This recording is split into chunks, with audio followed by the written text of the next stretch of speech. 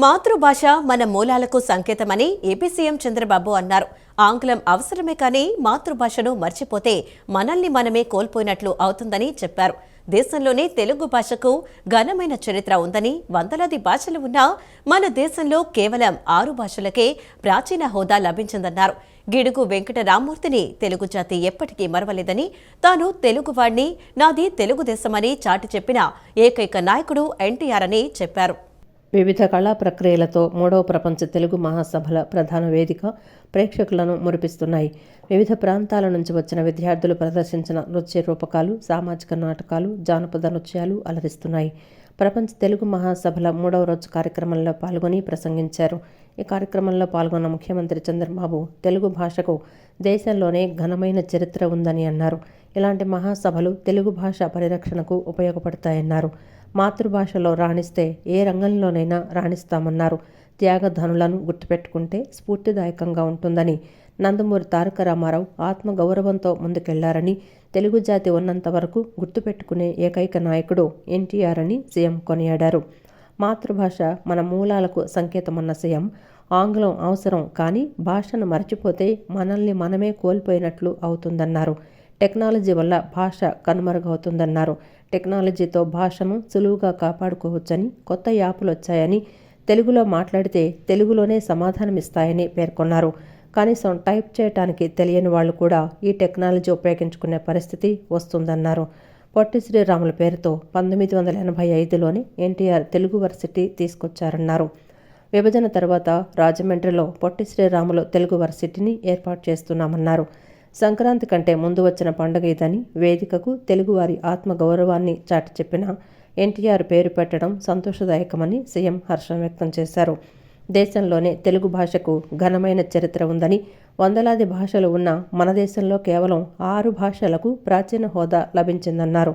ప్రాచీన హోదా లభించిన భాషల్లో తెలుగు ఉండటం మనందరికీ గర్వకారణమని, హిందీ, బెంగాలీ, మరాఠీ తర్వాత దేశంలో ఎక్కువగా మాట్లాడే భాష తెలుగని, ప్రపంచం మొత్తంలో సుమారు 10 కోట్ల మంది తెలుగు మాట్లాడుతున్నారని చంద్రబాబు వివరించారు. మనం భాషను కాపాడుకోవాల్సిన అవసరం ఉంది. ఇంకో పక్క ఈ దేశం యొక్క దశ దిశ మార్చిన వ్యక్తి, ఆర్థిక సంస్కరణలు తీసుకొచ్చిన వ్యక్తి పివి నరసింహరావు గారు కూడా ఈ తెలుగు గడ్డ మీద పుట్టడం మన అదృష్టం అని చెప్పి మీ అందరికీ విజ్ఞప్తి చేస్తున్నారు. ఇటాలియన్ యాత్రికుడు నికోలో డి కాంటే తెలుగుని ఇటాలియన్ ఆఫ్ ది ఈస్ట్గా అన్నారు. తమిళ కవి సుబ్రహ్మణ్య భారతి సుందర తెలుంగై అని కీర్తించారు. మన ప్రాస, యాస, మన సందులు, సమాసాలు, మన సామెతలు, పొడుపు కథలు అన్నీ కూడా మనకే ప్రత్యేకం. అందుకే శ్రీకృష్ణదేవరాయలు ఆ రోజు చెప్పారు, దేశ భాషలందు తెలుగు లెస్స. ఇవన్నీ కూడా మన వారసత్వం. ఇంతటి ఘన చరిత్ర కలిగిన మన మాతృభాషను ప్రతి ఒక్కరూ పరిరక్షించుకోవాల్సిన అవసరం ఉంది. తమిళనాడు, కర్ణాటక, ఒరిస్సా, బెంగాల్లో కూడా తెలుగు చదివేవారు ఎక్కువ మంది ఉన్నారు. దేశంలో జాతీయ భావన పెరగాలి. ఒకరి భాషను మరొకరు గౌరవించుకోవాలి. ఇది దేశ ప్రజల మధ్య ఐక్యత తెస్తుంది. ఏ భాష తక్కువ కాదు, ఎక్కువ కాదు. మాతృభాష అమ్మతో సమానం. మాతృభాషలో చదువుకున్న వారే ప్రపంచంలో ఏదైనా చేయగలుగుతారని చెప్పి మరొకసారి మీ అందరికి విజ్ఞప్తి చేస్తున్నా. మనం ఏదో ఘన చరిత్ర ఉందంటే అందరికీ తెలుసు ఘన చరిత్రే, కానీ భావితరాలకి అందించడం ఎట్లా? అయ్యా మీరు సెల్ ఫోన్లు మానేయండి అంటే వారు మానేరు. ఆధునికకరంగా వారు వెళ్తూనే ఉంటారు. ఇలాంటి యుగంలో ఆ విలువలన్నీ మనం ముందు తీసుకెళ్ళాలి. ప్రత్యేకంగానే విలువలేకంట పెరగారనుకో మనకి ఒక విధంగా ట్రాజెడీ అని మనం అనుకోవాలి. అది కూడా నేనే ఆంగ్ల భాష ఒకటి వాడాను.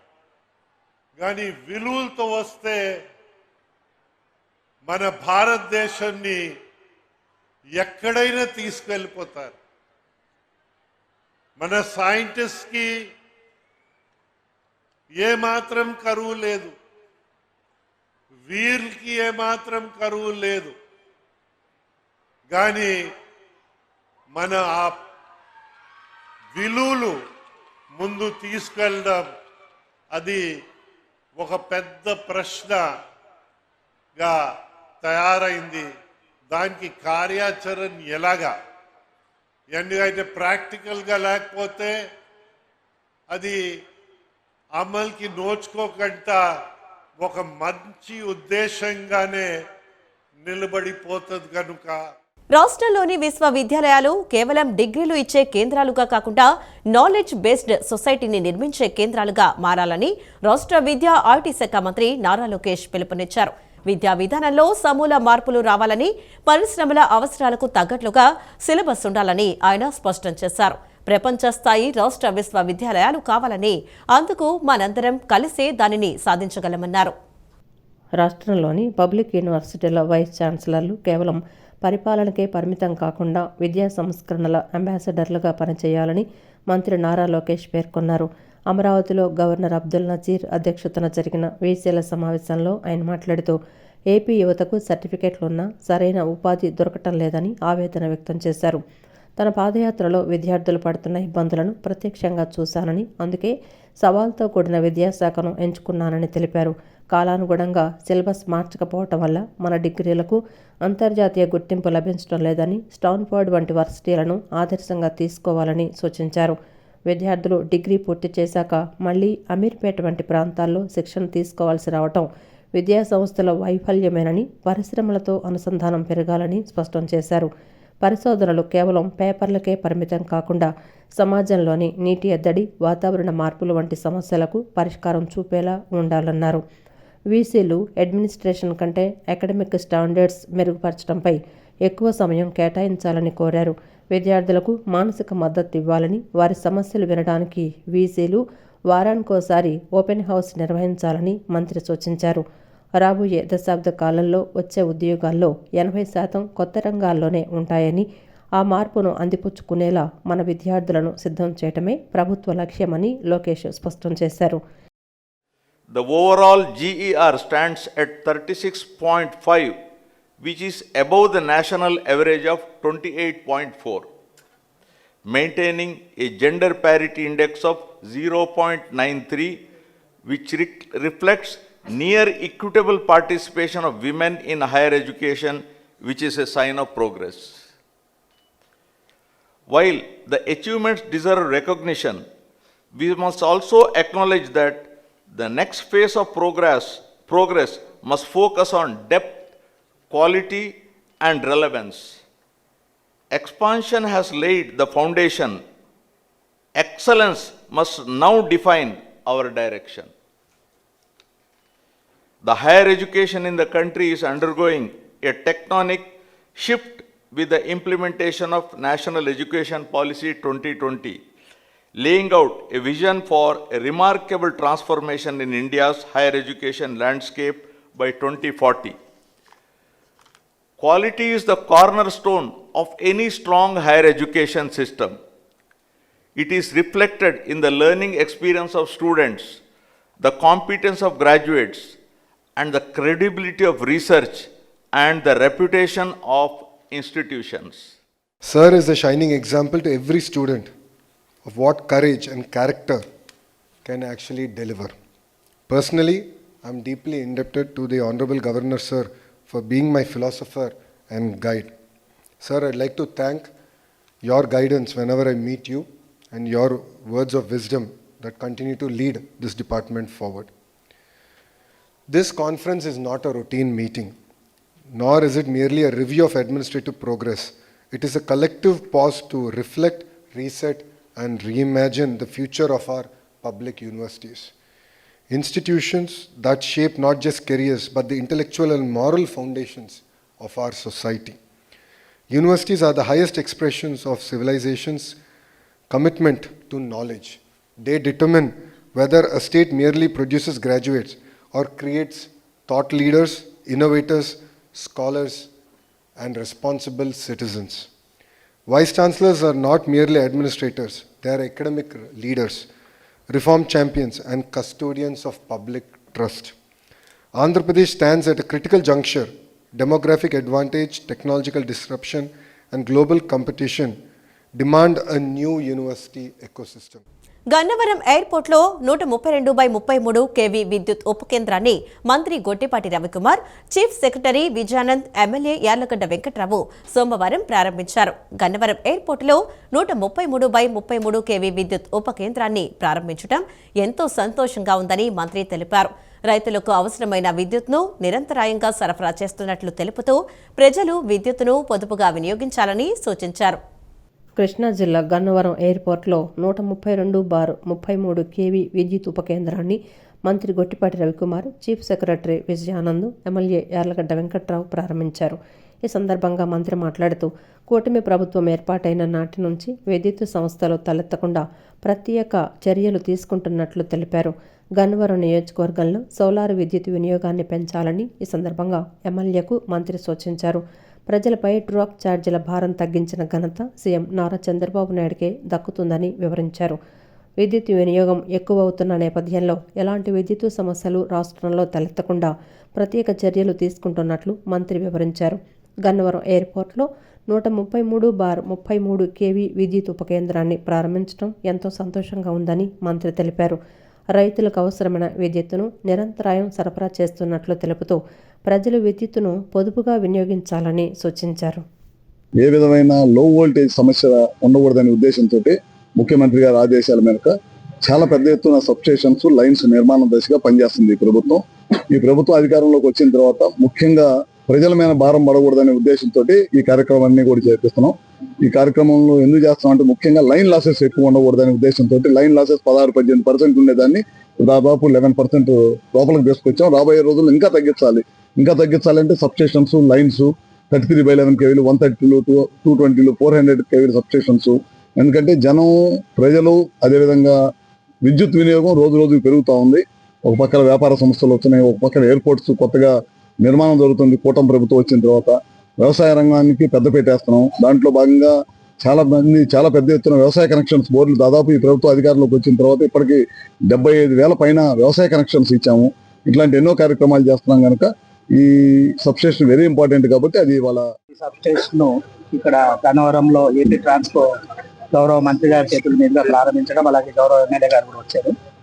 మనకందరికీ తెలుసు, ఇప్పుడు ఈ ప్రాంతం గన్నవరం ప్రాంతం ఏదైతే ఉందో ఇప్పటి వరకు మనము ఈ 220 kV ఇక్కడ నుంచి తీసుకుంటున్నాము, మన గుణదగం తీసుకుంటున్నాము, అలాగే గంగూరాని ఇంకొకటి అక్కడ నుంచి తీసుకుంటున్నాము. ప్లస్ ఇక్కడ ఇప్పుడు ఎయిర్పోర్ట్ డెవలప్ అవుతున్న సందర్భంలో ఎయిర్పోర్ట్ తో పాటు చుట్టుపక్కల 2 మండలాలు, ఈ గ్రామాలు దాదాపు ఒక 88,000 సర్వీస్ కనెక్షన్స్ కి సప్లై చేసే విధంగా ఈ డిజైన్ చేయబడింది. పురుషోత్పట్నం దగ్గర 70 సంవత్సరాల క్రితం స్వాతంత్రం రాకముందే లైన్ ఉందని అసెంబ్లీలో మాట్లాడా. దాని మీద పరిశీలించాల్సిందిగా గౌరవ మంత్రి గారిని కోరుతున్నాం. అడిగిన తడవుగా అసెంబ్లీలో మాట్లాడిన తర్వాత మంత్రి రవికుమార్ గారిని కలిసి 132 kV మల్లవల్ ఇండస్ట్రియల్ ఎస్సీజెడ్ లో కూడా పవర్ ఇంటరప్షన్స్ వల్ల ఇండస్ట్రీస్ ఇబ్బంది పడుతున్నారు. అది కేటాయించమంటే అది అప్రూవ్ చేసినందుకు ముఖ్యమంత్రి గారికి, సంబంధిత మంత్రి గారికి, సిఎస్ గారికి ధన్యవాదాలు తెలియజేస్తూ, అలాగే రావర్పాడులో 32 kV సబ్స్టేషన్ 2 కానీ, కాకులపాడులో 1 కానీ నేను అడిగినవన్నీ శాంక్షన్ చేసినందుకు ధన్యవాదాలు తెలియజేస్తాను. At the same time I'm requesting CS గారు, నా కాన్స్టిట్యున్సీలో ప్రభుత్వ భూములు అన్యాక్రాంతం అవటం వల్ల ఈ సబ్స్టేషన్ కట్టాలని కూడా ల్యాండ్ ఇష్యూ ఉంది సార్. కొంచెం ఇద్దరు కలెక్టర్లతో, నేను 2 జిల్లాల్లో ఎమ్మెల్యే ఒక్కడిని, ఇద్దరు కలెక్టర్ గారితో చెప్పి కొంచెం ఇది తొందరగా ఉండేది. ప్రజల సమస్యల పరిష్కారమే ధ్యేయంగా రాష్ట్ర వ్యాప్తంగా ప్రతి సోమవారం జనతా వారధి కార్యక్రమాన్ని నిర్వహించనున్నట్లు బీజేపీ రాష్ట్ర అధ్యక్షులు మాధవ్ ప్రకటించారు. ఈ నెల 9వ తేదీన అధికారికంగా ప్రారంభం కానున్న ఈ కార్యక్రమం కోసం ప్రత్యేక పోర్టల్ను కూడా ఏర్పాటు చేసినట్లు ఆయన వెల్లడించారు. జిల్లా కేంద్రాలతో పాటు మండల స్థాయిలోనూ ఈ కార్యక్రమం జరుగుతుందన్నారు. ప్రజల సమస్యల పరిష్కారమే ధ్యేయంగా రాష్ట్ర వ్యాప్తంగా ప్రతి సోమవారం జనతా వారధి కార్యక్రమాన్ని నిర్వహించనున్నట్లు బీజేపీ రాష్ట్ర అధ్యక్షులు మాధవ్ ప్రకటించారు. విజయవాడలో కలెక్టర్కు వినతిపత్రం సమర్పించిన అనంతరం ఆయన మీడియాతో మాట్లాడారు. భూములను 22A జాబితాలో పెట్టడం, రిజిస్ట్రేషన్ సమస్యల వంటి అంశాలతో ప్రజలు తీవ్ర ఇబ్బందులు పడుతున్నారని, ఇలాంటి సమస్యలను కార్యకర్తల ద్వారా అధికారుల దృష్టికి తీసుకువెళ్లి పరిష్కరించేందుకు ఈ వారధి ప్రోగ్రాం ఉపయోగపడుతుందని తెలిపారు. ముఖ్యంగా 1987లో ఎన్టీఆర్ ఇచ్చిన పట్టాలకు నేటికి ఎన్ఓసి అందలేదని, వాటిని వెంటనే పరిష్కరించాలని డిమాండ్ చేశారు. ఈ నెల 9వ తేదీన అధికారికంగా ప్రారంభం కానున్న ఈ కార్యక్రమం కోసం ప్రత్యేక పోర్టల్ను కూడా ఏర్పాటు చేసినట్లు ఆయన వెల్లడించారు. జిల్లా కేంద్రాలతో పాటు మండల స్థాయిలోనూ ఈ కార్యక్రమం జరుగుతుందన్నారు. ఇదే సమయంలో విజయవాడలో వాయు కాలుష్యం 300 పాయింట్లు దాటడంపై ఆయన ఆందోళన వ్యక్తం చేశారు. పొగమంచు నివారణకు చర్యలు తీసుకోవాలని, కాలుష్య నియంత్రణ మండలి అప్రమత్తం కావాలని కోరారు. అలాగే ఉమ్మడి కృష్ణా జిల్లాలో జామాయిల్, సుబాబుల్ ధరలు తగ్గటం వల్ల రైతులు నష్టపోతున్నారని, ప్రభుత్వం వారిని ఆదుకోవాలని మాధవ్ విజ్ఞప్తి చేశారు. ఇవాళ రెవెన్యూ సంబంధించిన ఎంఆర్ఓల్ని ప్రత్యేకంగా పిలిచి వాటికి సంబంధించిన ఒక చోపాల్లాగా, అంటే ప్రతి వాడికి ఒక డెస్క్ పెట్టి మన ప్రాంతానికి సంబంధించి అన్ని ఎంఆర్ఓల ఆఫీసులు ఇక్కడే ఒకే కలెక్టర్ ఆఫీసులో పెట్టే విధంగా ఇవాళ ఒక వ్యవస్థ చేయడం జరిగింది. అనేక మంది అనేక సంవత్సరాలు బట్టి వాళ్ళకి ఏవైతే పట్టాలు ఇచ్చారో ఆ పట్టా భూములు 22Aలో పెట్టడం కారణంగా, లేకపోతే వాళ్ళకి డి పట్టాలు ఉంటే ఆ డి పట్టాకి సరైన రిజిస్ట్రేషన్ లేకపోవడం కారణంగా, అలాగే అనేక రకాలుగా అన్యక్రాంతం అవ్వటం, ఇటువంటి అనేక సమస్యలు దీర్ఘకాలికంగా అపరిష్కృతంగా ఉండటం, అలాగే ఎంఆర్ఓ ఆఫీస్ నుంచి కలెక్టర్ ఆఫీసు, కలెక్టర్ ఆఫీస్ నుంచి ఆర్డీఓ ఆఫీస్కు ఈ విధంగా పేద ప్రజలు తిరగటం ఏదైతుందో దీన్ని నివారించాలని ఇవాళ రాష్ట్రంలో కూటమి ప్రభుత్వం, ముఖ్యంగా మన ముఖ్యమంత్రి చంద్రబాబు నాయుడు గారి ఆధ్వర్యంలో అన్ని ఎంఆర్ఓలు కూడా ఇక్కడికి రావాలి అని చెప్పి, ఆ విధంగా one stop solution for revenue issues అని చెప్పి ఇవాళ కొత్తగా ప్రారంభించడం జరిగింది. ఆ విధంగా అన్ని జిల్లా కలెక్టర్ ఆఫీస్లో ఎంఆర్ఓలు కూడా ఉండటం కారణంగా నేరుగా కలెక్టర్, అది ఆర్డీఓకి ఎంఆర్ఓకి అక్కడే ఎందుకు ఇది పరిష్కారం కావటం లేదు, దీని సమస్య ఉంటే ఆ విధంగా ముందుకు తీసుకెళ్లే విధంగా ఒక వ్యవస్థ చేయడం జరిగింది. అలా రెవెన్యూ సమస్యలు పరిష్కరించాలి. ఇవే దీర్ఘకాలికంగా ఉన్నాయి. ముఖ్యంగా గత ప్రభుత్వాలు అన్నీ చెప్పింది 90% పైగా రెవెన్యూ యొక్క సమస్యలు పరిష్కారం కావటం లేదని. సో వాటిని పరిష్కరించడానికి రాష్ట్ర ప్రభుత్వం ఒక వినూత్నంగా ఇవాళ ఈ యొక్క చర్య ప్రారంభించి, ఆ విధంగా గ్రీవెన్స్ రిడ్రెసల్ ఏదైతుందో త్వరితగతిన చేసే విధంగా ఒక వ్యవస్థ చేసింది. మహిళల్లోని అపారమైన మేధస్సును, సృజనాత్మకతను వెలికితీసేందుకు తరుణి తరంగాలు ఆధ్వర్యంలో విజయవాడ సిద్ధార్థ ఆడిటోరియంలో 6వ మహిళా ఫెస్ట్ను నిర్వహిస్తున్నట్లు అధ్యక్షురాలు రావి శారద పేర్కొన్నారు. జనవరి 7, 8వ తేదీల్లో 2 రోజుల పాటు జరగనున్న ఈ ఫెస్ట్ను హోంమంత్రి అనిత ప్రారంభిస్తారని చెప్పారు. మహిళలు ఇంటి పనులకే పరిమితం కాకుండా సమాజ నిర్మాణంలో మహిళలు కీలక పాత్ర పోషించాలన్నదే ఈ కార్యక్రమ ప్రధాన ఉద్దేశమని ఆమె పేర్కొన్నారు. మహిళల్లో దాగి ఉన్న ప్రతిభను వెలుగుతీసి వారిని సామాజికంగా బలోపేతం చేసే లక్ష్యంతో తరుణీ తరంగాలు సంస్థ ఆధ్వర్యంలో 6వ మహిళా ఫెస్ట్ను నిర్వహిస్తున్నట్లు అధ్యక్షురాలు రావి శారద ప్రకటించారు. విజయవాడ బాలోత్సవ భవనంలో ఏర్పాటు చేసిన విలేకరుల సమావేశంలో అధ్యక్షురాలు రావి శారద, ఉపాధ్యక్షులు విద్యాకన్నా, రమాదేవి, శ్రీదేవి వివరాలను వెల్లడించారు. జనవరి 7, 8 తేదీల్లో సిద్ధార్థ ఆడిటోరియంలో ఈ వేడుకలు జరగనున్నాయన్నారు. జనవరి 7న హోంమంత్రి వంగలపూడి అనిత ఈ కార్యక్రమాన్ని ప్రారంభిస్తారని, రాయపాటి శైలజ ముఖ్య అతిథిగా హాజరవుతారని తెలిపారు. ఈ సందర్భంగా సామాజిక సేవలో శుంకర శోభారాణి, గాయని మల్లాది స్వాతి, సాంకేతిక రంగం దాసరి స్ఫూర్తి వంటి విశిష్ట మహిళలను సన్మానించనున్నట్లు పేర్కొన్నారు. తొలి రోజు మధ్యాహ్నం 3 గంటలకు నిర్వహించే మనసులో మాట కార్యక్రమంలో వివిధ రంగాలకు చెందిన ప్రముఖ మహిళలు తమ అనుభవాలను పంచుకోనున్నారని అన్నారు. మహిళలకు, విద్యార్థినులకు పాటలు, వ్యాసరచన, చిత్రలేఖనం వంటి పోటీలు నిర్వహిస్తున్నామని చెప్పారు. విజయవాడలో వివిధ రంగాలకు చెందిన స్త్రీలు ఒక కూటమిగా ఏర్పడి ఈ కార్యక్రమాలు మహిళల్లో ఉత్తేజాన్ని నింపటానికి, వాళ్ళల్లో ఉన్న శక్తుల్ని పైకి తీసుకురావాలనే ఉద్దేశంతో ప్రారంభమైందే ఈ తరుణీ తరంగాలు. దీంట్లో రకరకాల కార్యక్రమాలు 7వ తేదీ ప్రారంభమవుతుంది. దాన్ని మన హోమ్ మినిస్టర్ అనిత గారు ప్రారంభిస్తారు. తర్వాత రాయపాటి శైలజ గారు దాన్ని ముఖ్య అతిథిగా పాల్గొంటున్నారు. వివిధ కార్యక్రమాలు, దాంట్లో కొంతమందిని సన్మానం చేస్తున్నాం. శుంకర శోభారాణి గారు, అమరావతి రేర్ డిసీజెస్ ఆర్గనైజేషన్ నిర్వహిస్తున్నారు ఆవిడ. అలాగే మల్లాది స్వాతి గారు ప్రముఖ గాయని. తర్వాత శ్రీమతి దాసరి స్ఫూర్తి ఎలక్ట్రానిక్ సిస్టమ్స్లో గత 20 ఏళ్ళుగా ఆవిడ రకరకాల సర్వీసెస్ చేస్తున్నారు. ఒక రంగంలో విశిష్టత సాధించిన మహిళలకి సన్మానం చేయాలనేది మా ఉద్దేశం. తర్వాత 7వ తేదీ మధ్యాహ్నం 3 గంటలకి మనసులో మాట, వాళ్ళు వివిధ రంగాల్లో ఉన్న స్త్రీలు ఏమనుకుంటున్నారు, వాళ్ళ ఆలోచనలు ఏంటి, వాళ్ళు రాబోయే తరాలకు ఇచ్చే సందేశం ఏంటి అని తెలపడానికి అక్కడ ఒక 7గురు పార్టిసిపేట్ చేస్తున్నారు. ఉమెన్ డెవలప్మెంట్ సెంటర్స్ ఏవైతే ఉన్నాయో దానికి బాధ్యులుగా ఉన్నటువంటి వాళ్ళందరూ కూడా చురుకైనటువంటి పాత్ర నిర్వహిస్తూ ఉన్నారు. ఈరోజు మనం చూస్తూ ఉన్నాము, ఎడ్యుకేషన్లో చాలా ముందు పీటిన కాంపిటేటివ్గా అబ్బాయిలతో పాటు ఆడపిల్లలు కూడా విజయాల్ని సాధించడం.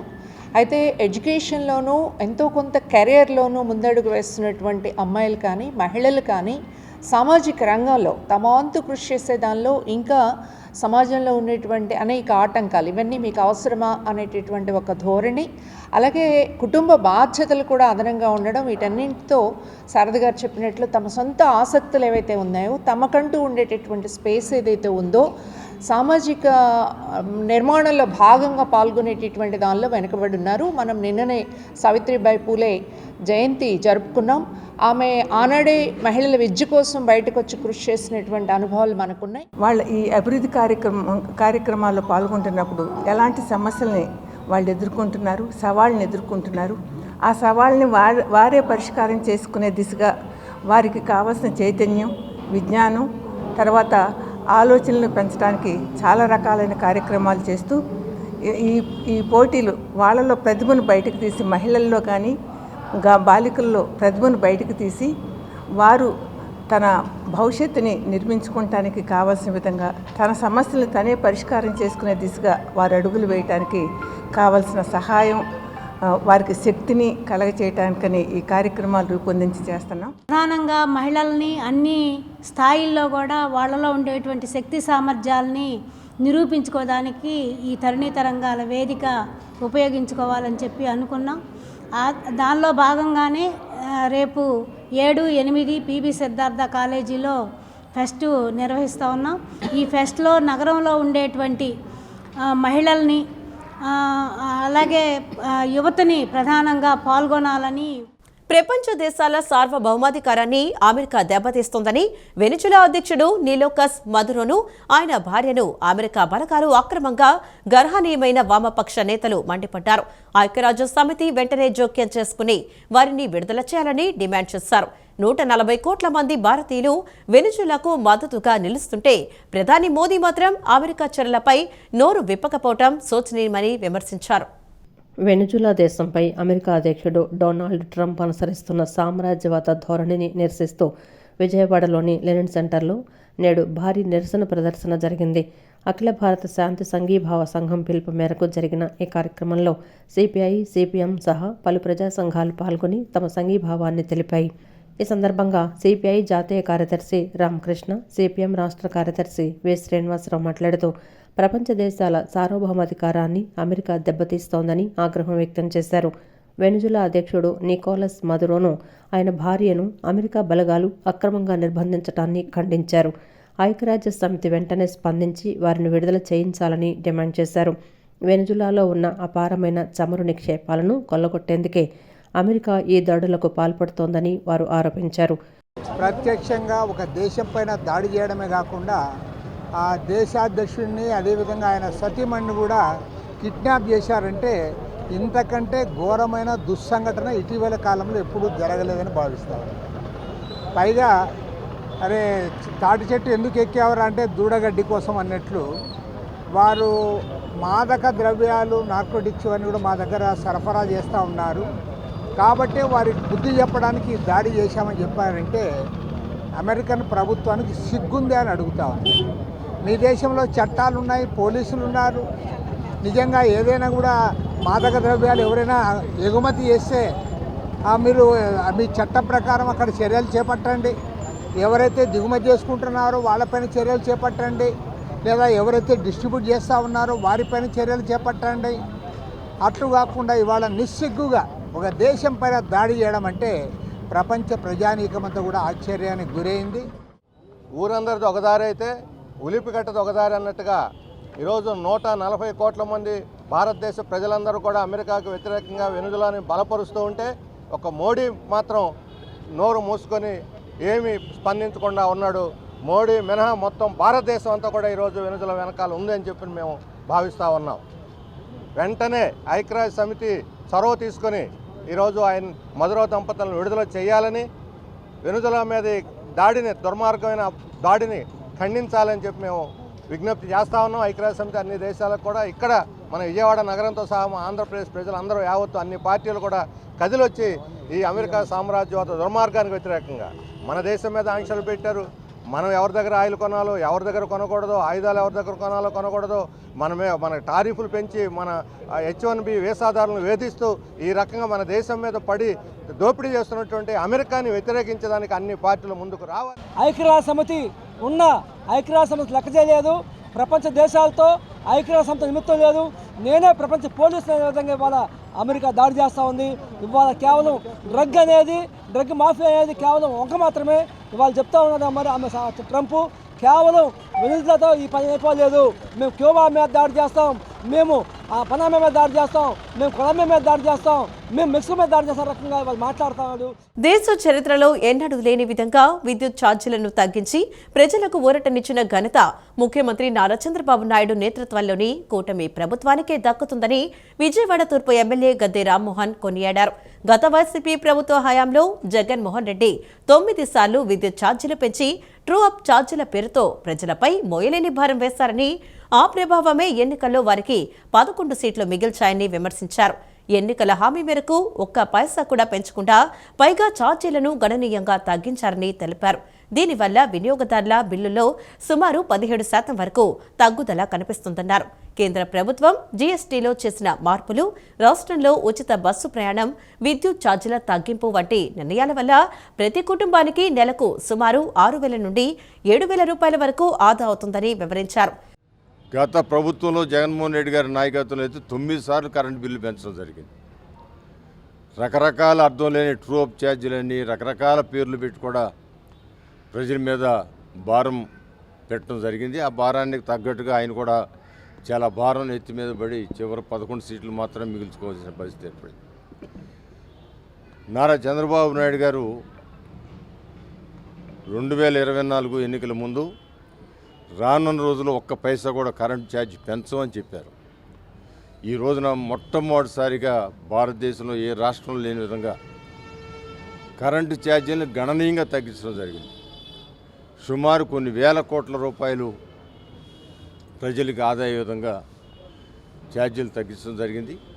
ఇది కూటమి ప్రభుత్వానికి ఒక ఘనమైన విజయం, అరుదైన విజయం, ఎవరు ఊహించని విజయం. ఈ రోజున కేంద్ర ప్రభుత్వం ఈ జీఎస్టీ మీద భారీ మార్పులు తీసుకురావటం వలన నిత్యావసరమైన సరుకులు కానీ నిత్యావసరమైన అవసరాలకు కానీ సుమారు ఒక్కొక్క ఇంటికి నెలకు 4,000 నుంచి 5,000 ఆదాయం ఇచ్చే పరిస్థితి ఉంది. అదేవిధంగా మహిళలు స్త్రీ శక్తి ద్వారా ఉచిత బస్సు సౌకర్యం ఏర్పాటు చేసిన దానిలో వాళ్ళ మనస్సులో ఉన్న కోరికలు అంటే ఒక గుడికి వెళ్ళాలని ఉంది కానీ వెళ్ళటానికి స్తోమత లేక వెళ్ళని పరిస్థితి ఉంది.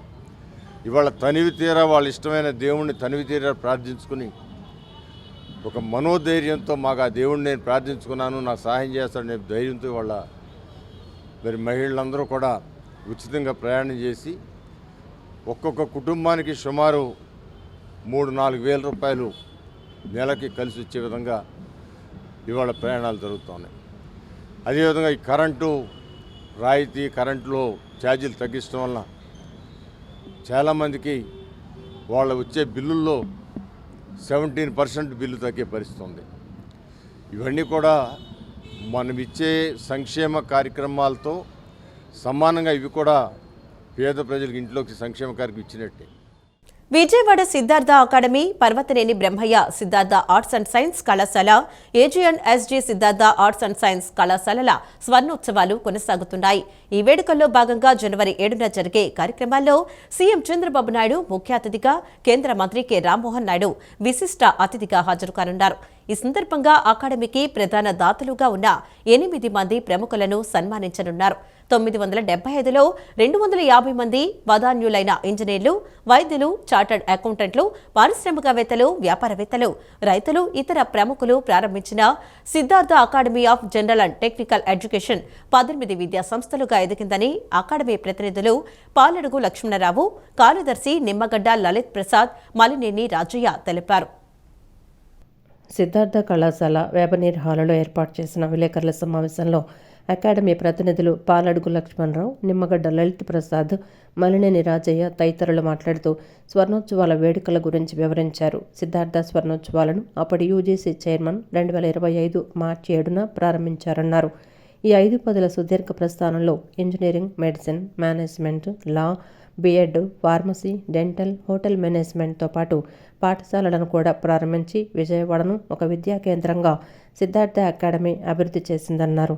తమ విద్యా సంస్థలని కేంద్ర రాష్ట్ర ప్రభుత్వాల జాతీయ నియంత్రణ సంస్థల ప్రమాణాలకు అనుగుణంగా నడుస్తూ మౌలిక వసతులతో నాక్, ఎస్బీఏ గుర్తింపు పొందాయన్నారు. చాలా సంస్థలకు స్వయం ప్రతిపత్తి హోదా కూడా మంజూరైందని వివరించారు. ప్రస్తుతం తమ విద్యా సంస్థల్లో అతి తక్కువ ఫీజులతో సుమారు 28,000 మంది విద్యార్థులు చదువుకుంటున్నారన్నారు.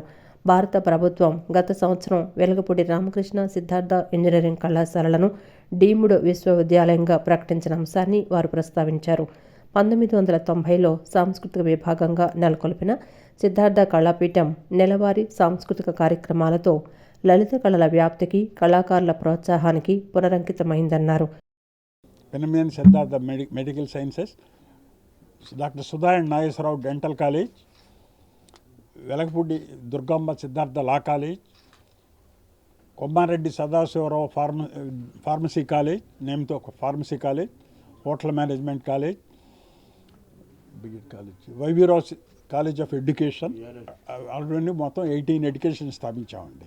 ఇయర్ ఆఫ్టర్ ఇయర్ 1975 నుంచి 2003, 2004 దాకా కాలేజీలు స్థాపించాం. ఇప్పుడు తర్వాత ఎస్టాబ్లిష్ చేస్తా ఇప్పుడు 50 సంవత్సరాలు చక్కగా విజయవాడలో మంచి ఎడ్యుకేషన్ ఇస్తూ అందరికీ అందుబాటులో ఈ స్కూల్ కాలేజీలు నడపాలని మేము ఎటువంటి లాభాపేక్ష లేకుండా only running for the society. మా అందరికీ మా యాక్టివిటీస్ ఉన్నవి ఆంధ్రప్రదేశ్లో నడుపుతున్నాం. మీకు ఏదైనా ఎటువంటి సందేహాలు కానీ పడితే కానీ మార్చిలో 2025 మార్చిలో ఈ గోల్డెన్ జూబ్లీ సందర్భంగా సంవత్సరం పాటు అనే కార్యక్రమాలు ఏర్పాటు చేయాలనే ఉద్దేశంతో యూజీసీ చైర్మన్ జగదీష్ గారితో స్టార్ట్ చేసి అప్పటి నుంచి ఇప్పుడు దాకా సింపోజియమ్స్ కానీ, మీటింగ్స్ కానీ, బిజినెస్ డెవలప్మెంట్ ప్రోగ్రామ్స్ కానీ, ఆటల పోటీలు కానీ, మెడికల్ ఎగ్జిబిషన్స్ కానీ అనేక కార్యక్రమాలు సమయానంగా ఇప్పుడు దాకా జరుపుకుంటూ వచ్చామండి. వరకు గౌరవప్రదంగా అన్ని ఇన్స్టిట్యూషన్ల లాభాపేక్ష లేకుండా నడుపుకుంటూ వస్తున్నారు. మేము కూడా అదే బాటలో నడుపుకుంటూ వస్తున్నాం. ఎక్కడ ఏ ఇబ్బందులు లేకుండా అన్ని ఇన్స్టిట్యూషన్స్ని జాగ్రత్తగా నడుపుకుంటూ వస్తున్నాం. మేము ఆఫీస్ బేరర్స్ 7, అందులో మా సెక్రటరీ గారు పాలడుగు లక్ష్మణరావు గారు అన్ని విధాల అందరికీ కావాల్సిన అన్ని ఏ ఇన్స్టిట్యూషన్కి ఏ ఇబ్బంది లేకుండా ఉండే విధంగా నడుపుకొస్తూ ఉన్నాం. Major Moto is not to earn any profit on these institutions. Let us be very clear. మేము లాభాపేక్షతో ఈ సంస్థను నడపటం లేదు. 1 నుంచి 18 అయినా కానీ ఎక్కడ ఏదైనా కానీ ఎవరైనా దాతలు ఇచ్చిన డొనేషన్లు తప్పిస్తే బలవంతంగా కానీ ఎక్కడ ఫీజులు వసూలు చేయటం కానీ ఏదీ లేదు. నామినల్ ఫీజులతో ఇవాళ ఒక కాన్వెంట్లో చేర్చాలంటే మీకు అందరికీ తెలుసు 1,00,000, 1,50,000, 2, 3 లక్షలు వసూలు చేస్తున్నా కానీ ఇక్కడ ఏదైతే మిడిల్ క్లాస్ పీపుల్కి ఏదైతే ఇబ్బందికరం లేకుండా ఉంటుందో అదేవిధంగా సిద్ధార్థలో కూడా 2 కాన్వెంట్లు అలాగే నడుపుకొస్తూ ఉన్నారు. కేసీపీ సిద్ధార్థ ఆదర్శ రెసిడెన్షియల్ పబ్లిక్ స్కూల్ ఆధ్వర్యంలో మొగల్ రాజపురం సిద్ధార్థ ఆడిటోరియంలో నిర్వహించిన ఆర్ట్, క్రాఫ్ట్ మరియు ఫుడ్ ఎగ్జిబిషన్ ఆకట్టుకుంది.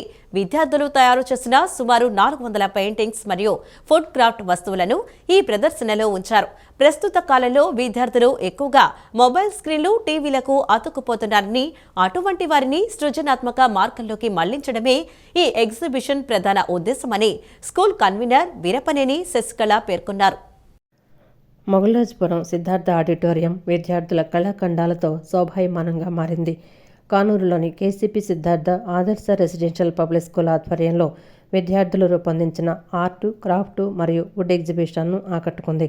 విద్యార్థులు తయారు చేసిన సుమారు 400 పెయింటింగ్స్ మరియు వుడ్ క్రాఫ్ట్ వస్తువులను ఈ ప్రదర్శనలో ఉంచారు. ముఖ్యంగా diamond painting, pencil painting, theme వర్క్తో పాటు వివిధ దేవతామూర్తుల చిత్రలేఖనాలు సందర్శకులను మంత్రముగ్ధులను చేశాయి. విద్యార్థులు తయారు చేసిన వుడ్ క్రాఫ్ట్ వస్తువులు వారి నైపుణ్యానికి అద్దం పట్టాయి. ఈ సందర్భంగా స్కూల్ కన్వీనర్ వీరపనేని శశికళ మాట్లాడుతూ, గత 34 ఏళ్లుగా ఒకే ఉపాధ్యాయుడి పర్యవేక్షణలో విద్యార్థులు ఈ కళల్లో శిక్షణ పొందుతుండటం విశేషమన్నారు. ప్రతి ఆదివారం 2 నుండి 3 గంటల పాటు విద్యార్థులు తమకు నచ్చిన కళా ప్రక్రియను ఎంచుకొని వీటిని అభ్యసిస్తున్నారని పేర్కొన్నారు. పిల్లల్లో ఏకాగ్రతను, సృజనాత్మకతను పెంపొందించడంలో ఈ తరగతులు ఎంతో దోహదపడుతున్నాయని తెలిపారు. ప్రస్తుత కాలంలో విద్యార్థులు ఎక్కువగా మొబైల్ స్క్రీన్లు, టీవీలకు అతుక్కుపోతున్నారని, అటువంటి వారిని సృజనాత్మక మార్గంలోకి మళ్లించడమే ఈ ఎగ్జిబిషన్ ప్రధాన ఉద్దేశమని పేర్కొన్నారు. KCP Siddhartha Adarsh residential public school నందు ఈరోజు art and craft and wood ఎగ్జిబిషన్ని నిర్వహించడం జరిగింది. ముఖ్యంగా ప్రతి విద్యార్థి కూడా మా స్కూల్లో జాయిన్ అయిన తర్వాత తనకి ఇంట్రెస్ట్ అయిన ఫీల్డ్ని ఎన్నుకోవడం జరుగుతుంది. మాకు ముఖ్యంగా 34 సంవత్సరాల నుంచి కూడా ఆర్ట్, క్రాఫ్ట్కి ఒకే టీచర్సు పనిచేస్తున్నారు. వాళ్ళు రకరకాల భంగిమలో పిల్లలకి ఈ వుడ్ క్రాఫ్ట్, ఆర్ట్, పెయింటింగ్ చేయడానికి నేర్పిస్తున్నారు. వాళ్ళు ఈ సంవత్సరంలో మొత్తం 400 పెయింటింగ్స్, ఆర్ట్, వుడ్ క్రాఫ్ట్లు చేయటం జరిగింది. దానిలోనే వాళ్ళు డైమండ్ పెయింటింగ్ అని, పెన్సిల్ పెయింటింగ్ అని, థీమ్ వర్క్ అని, అలాగే రకరకాలుగా అందరు దేవుళ్ళని కూడా వాళ్ళు చిత్రలేఖనంలో వాళ్ళు వేయటం జరిగింది. అయితే వీటిని పిల్లలు ఈ మధ్యకాలంలో ఎక్కువగా వాళ్ళు టీవీలకి, స్క్రీన్స్కి స్టక్ అయిన తరుణంలో మా రెసిడెన్షియల్ పబ్లిక్ స్కూల్లో విద్యార్థులు ప్రతి ఆదివారం కూడా 2 గంటలు లేదా 3 గంటలు ఈ వుడ్ క్రాఫ్ట్ని, పెయింటింగ్ని వాళ్ళు నేర్చుకోవడం జరుగుతుంది. ఏరుపాలెం నుండి అమరావతి వరకు నిర్మించ తలపెట్టిన నూతన రైల్వే ట్రాక్ నిర్మాణంలో భూములు కోల్పోతున్న రైతులకు తగిన నష్ట పరిహారం చెల్లించాలని ఏపీ కౌలు రైతుల సంఘం రాష్ట్ర ప్రధాన కార్యదర్శి పి జమలయ్య కోరారు. బాధితుల్లో ఒకరికి రైల్వే ఉద్యోగం కల్పించాలని కోరారు. ఉపాధి కోల్పోయే వ్యవసాయ కూలీలకు 10 ఏళ్ల పాటు పెన్షన్ ఇచ్చి ఆదుకోవాలని కేంద్ర ప్రభుత్వంతో సంప్రదించి రైతులకు న్యాయం చేయాలని రాష్ట్ర ప్రభుత్వాన్ని డిమాండ్ చేశారు. ఎర్రుపాలెం నుండి అమరావతి వరకు నిర్మించి తలపెట్టిన నూతన రైల్వే ట్రాక్ నిర్మాణంలో భూములు కోల్పోతున్న రైతులకు తగిన నష్టపరిహారం చెల్లించాలని కోరుతూ ఆంధ్రప్రదేశ్ రైతు సంఘం, కౌలు రైతుల సంఘం ఆధ్వర్యంలో ఎన్టీఆర్ జిల్లా కలెక్టర్కు వినతిపత్రం సమర్పించారు. ఈ సందర్భంగా ఏపీ కౌలు రైతుల సంఘం రాష్ట్ర ప్రధాన కార్యదర్శి పి జమలయ్య మాట్లాడుతూ, ఇబ్రహీంపట్నం మండలంలోని చిలుకూరు, దాములూరు, కొత్తపేట ప్రాంతాల్లో ఎకరం భూమి మార్కెట్ విలువ 1,50,00,000 రూపాయలు పలుకుతుండగా రిజిస్ట్రేషన్ విలువ కేవలం 17.5 లక్షల రూపాయలుగానే ఉందని పేర్కొన్నారు. అతి తక్కువ రిజిస్ట్రేషన్ విలువతో భూములను సేకరిస్తే రైతులు తీవ్రంగా నష్టపోతారని ఆవేదన వ్యక్తం చేశారు. 2013 భూసేకరణ చట్టం పేరుతో అరాకొర పరిహారం ఇవ్వకుండా మార్కెట్ విలువకు 2.5 రెట్లు చెల్లించాలని, లేదా మండలంలో ఎక్కడ రిజిస్ట్రేషన్ విలువ ఎక్కువగా ఉంటే దానిని ప్రాతిపదికగా తీసుకొని 4.5 రెట్లు పరిహారం ఇవ్వాలని వారు డిమాండ్ చేశారు. మార్కెట్ వాల్యూ ప్రకారం చూస్తే ఈరోజు ఇబ్రహీంపట్నం మండలం, చిలుకూరు, దాములూరు, కొత్తపేట ప్రాంతాల్లో 1,50,00,000 రూపాయలు ఒక ఎకరం అమ్ముడవుతూ ఉంది. రిజిస్ట్రేషన్ వాల్యూ చూస్తే 17.5 లక్షల కంటే ఎక్కువ లేదు. కేంద్ర ప్రభుత్వం, రాష్ట్ర ప్రభుత్వాలు అతి తక్కువ రిజిస్ట్రేషన్ వాల్యూ ప్రకారము మేము భూములు తీసుకుంటామని చెప్తా ఉన్నారు. దానివల్ల రైతులు తీవ్రంగా నష్టపోయే అవకాశం ఉంది. భూములు కోల్పోతారు, ఉపాధి కోల్పోతారు, దిక్కులేనటువంటి పరిస్థితి ఎదురయ్యే అవకాశం ఉంది. ఇటువంటి నేపథ్యంలో 2013 భూసేకరణ చట్టం ప్రకారం ఏదో నష్టపరిహారం ఇచ్చేసి చేతులు దులుపుకోవాలని కేంద్ర రాష్ట్ర ప్రభుత్వాలు ప్రయత్నం చేస్తూ ఉన్నాయి. అలా కాదు, రైతులతో సంప్రదించి రైతుల అభిప్రాయాల్ని పరిగణలో తీసుకొని న్యాయం జరగాల. దేశ చరిత్రలోనే తొలిసారిగా విద్యుత్ ఛార్జీలను తగ్గించిన ప్రభుత్వం కూటమి ప్రభుత్వమేనని నాగవంశం కార్పొరేషన్ చైర్మన్ ఎరుబోతు రమణ అన్నారు. గత వైసీపీ ప్రభుత్వం 5 ఏళ్ల కాలంలో ఏకంగా 9 సార్లు ఛార్జీలు పెంచి ప్రజలపై 32,000 కోట్ల రూపాయల భారం మోపిందని విమర్శించారు. ముఖ్యమంత్రి చంద్రబాబు నాయుడు రాష్ట్ర అభివృద్ధి కోసం అహర్నిశలు శ్రమిస్తున్నారని, ఆయనకు యువ నాయకుడు లోకేష్ విద్యా వ్యవస్థలో మార్పులతో, ఉప ముఖ్యమంత్రి పవన్ కళ్యాణ్ పంచాయతీరాజ్ వ్యవస్థ బలోపేతంతో తోడుగా నిలుస్తున్నారని తెలిపారు. ముఖ్యమంత్రి చంద్రబాబు నాయుడు నేతృత్వంలోని కూటమి ప్రభుత్వం విద్యుత్ ఛార్జీలను తగ్గిస్తూ తీసుకున్న నిర్ణయం పట్ల నాగవంశం కార్పొరేషన్ చైర్మన్ ఎరుబోతు రమణ హర్షం వ్యక్తం చేశారు. పార్టీ కార్యాలయం వద్ద ఆయన ఆధ్వర్యంలో ముఖ్యమంత్రి చిత్రపటానికి పాలాభిషేకం నిర్వహించారు. ఈ సందర్భంగా ఎరుబోతు రమణ మాట్లాడుతూ దేశ చరిత్రలోనే తొలిసారిగా విద్యుత్ ఛార్జీలను తగ్గించిన ప్రభుత్వం ఇదేనని ప్రశంసించారు. యూనిట్కి 13 పైసలు తగ్గించడం ద్వారా సామాన్య ప్రజలకు ఊరట లభించిందన్నారు. గత వైసీపీ ప్రభుత్వం 5 ఏళ్ల కాలంలో ఏకంగా 9 సార్లు ఛార్జీలు పెంచి ప్రజలపై 32,000 కోట్ల భారం మోపిందని విమర్శించారు. కూటమి ప్రభుత్వం సంక్షేమ పథకాలను సమర్థవంతంగా అమలు చేస్తోందని ఆయన పేర్కొన్నారు. ఆదరణ పథకం ద్వారా పనిముట్ల పంపిణీ, తల్లికి వందనం పథకం, మహిళలకు ఉచిత బస్సు ప్రయాణం, దీపం పథకంలో భాగంగా ఉచిత గ్యాస్ సిలిండర్ల పంపిణీ వంటివి ప్రజల జీవితాల్లో వెలుగులు నింపుతున్నాయని చెప్పారు. ముఖ్యంగా వికలాంగుల పెన్షన్ను 3,000 నుండి 6,000కు పెంచడం చారిత్రాత్మకమని కొనియాడారు. ముఖ్యమంత్రి చంద్రబాబు నాయుడు రాష్ట్ర అభివృద్ధి కోసం అహర్నిశలు శ్రమిస్తున్నారని, ఆయనకు యువ నాయకుడు లోకేష్ విద్యా వ్యవస్థలో మార్పులతో, ఉప ముఖ్యమంత్రి పవన్ కళ్యాణ్ పంచాయతీరాజ్ వ్యవస్థ బలోపేతంతో తోడుగా నిలుస్తున్నారని తెలిపారు. మరి చాలామంది చాలా రకాలుగా వైసీపీ నాయకులు పేలుతూ ఉన్నారు. గతంలో మరి వారు 2019 నుండి 24 వరకు కూడా అధికారంలో ఉన్నప్పుడు 5 ఏళ్ల అరాచక పాలనలో 9 సార్లు విద్యుత్ ఛార్జీలు పెంచినటువంటి ప్రభుత్వం ఏదైనా ఉందంటే ఆ రోజున జగన్ ప్రభుత్వం అని చెప్పేసి ఈ సందర్భంగా చెప్పక తప్పదు. 32,000 కోట్ల రూపాయలని భారం మోపినటువంటి ప్రభుత్వం ఆ రోజున ఆంధ్ర రాష్ట్రంలో ప్రజలపైన, మహిళలపైన, గృహిణులపైన, బీసీ, ఎస్సీ, ఎస్టీ, మైనార్టీ వర్గాలపైన 32,000 కోట్ల రూపాయలు భారాన్ని మోపినటువంటి ఆ ప్రభుత్వం ఈ రోజున ఈ కూటమి ప్రభుత్వంలో వచ్చిన తర్వాత 1-2 ఏళ్ళైనా సరే ₹1 కూడా ఛార్జీ పెంచకుండా పరిపాలన చేస్తున్నటువంటిది ఈ రోజున ఈ ప్రభుత్వం.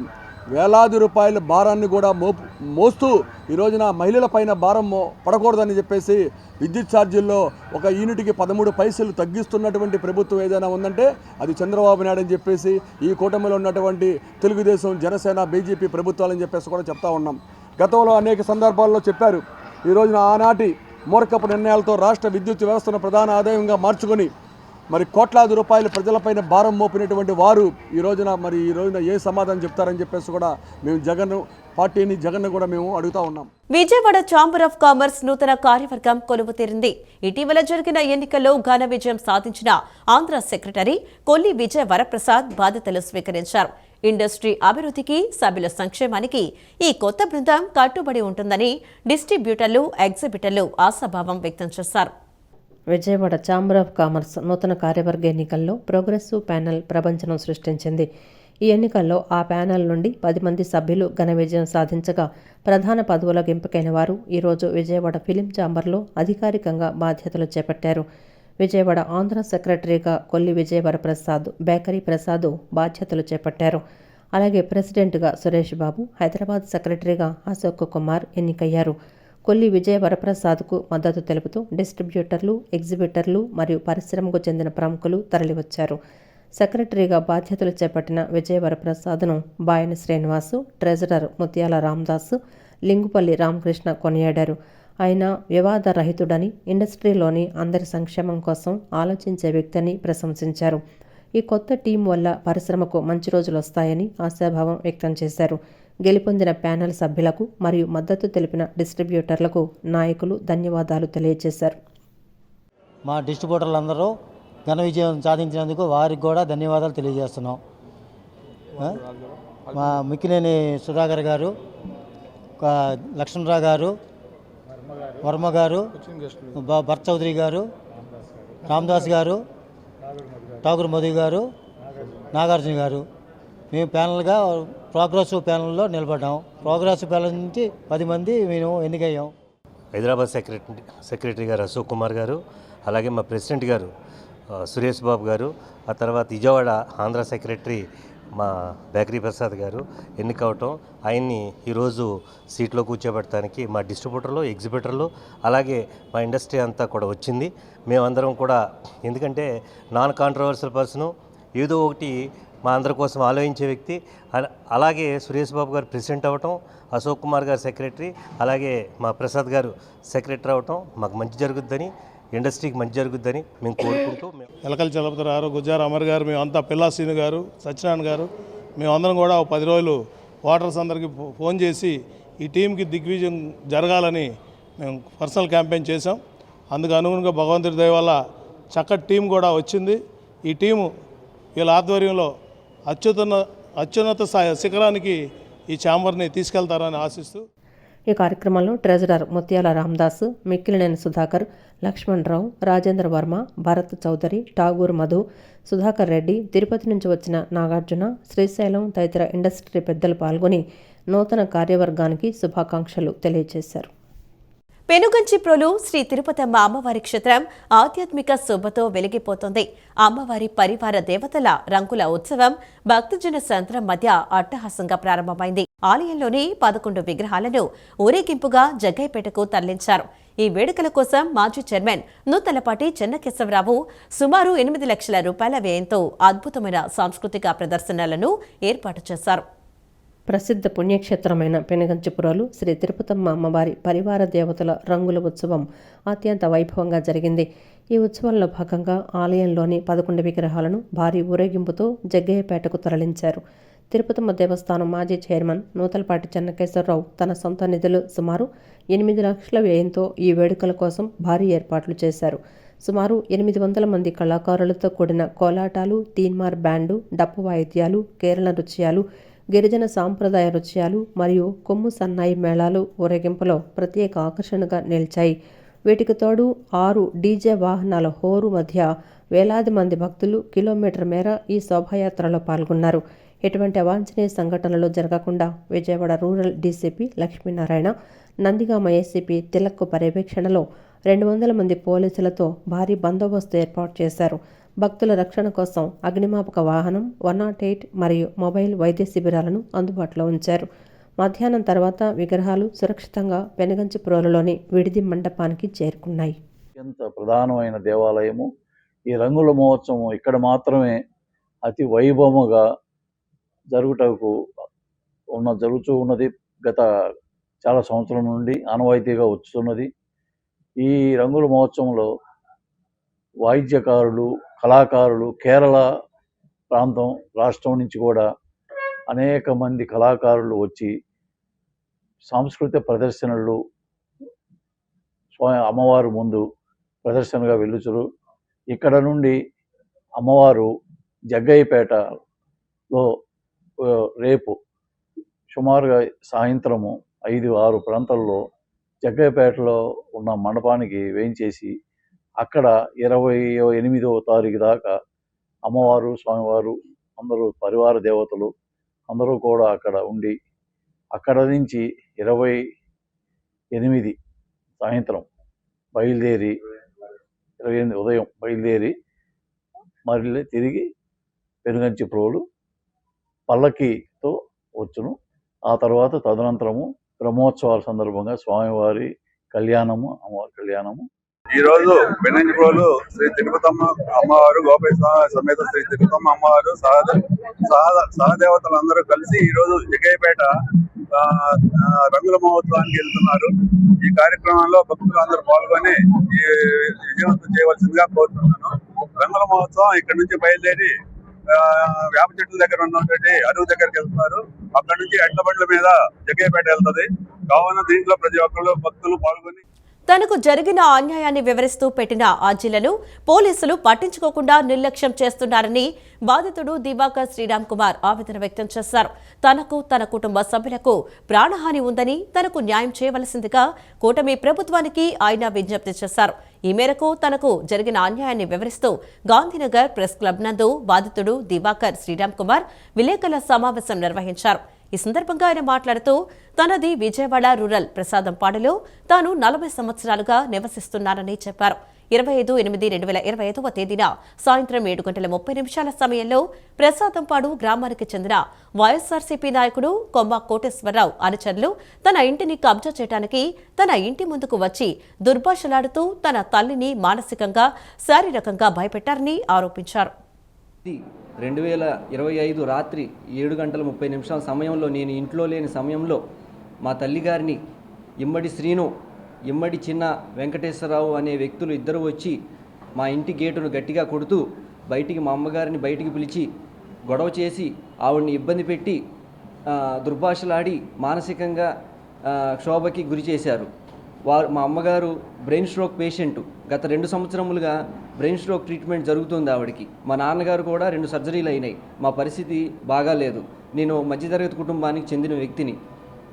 ఎందుకనగా మా సొంత ఇంటి ముందు మా తల్లిదండ్రుల ఆరోగ్యం బాగోక నేను ఒక చిన్న కారు, మారుతి 800 కారు హాస్పిటల్కి తీసుకెళ్దామనే నిమిత్తంలో నేను పెట్టుకున్నా. అది కూడా మా గ్రామ పంచాయతీ రోడ్డు మీద లేదు.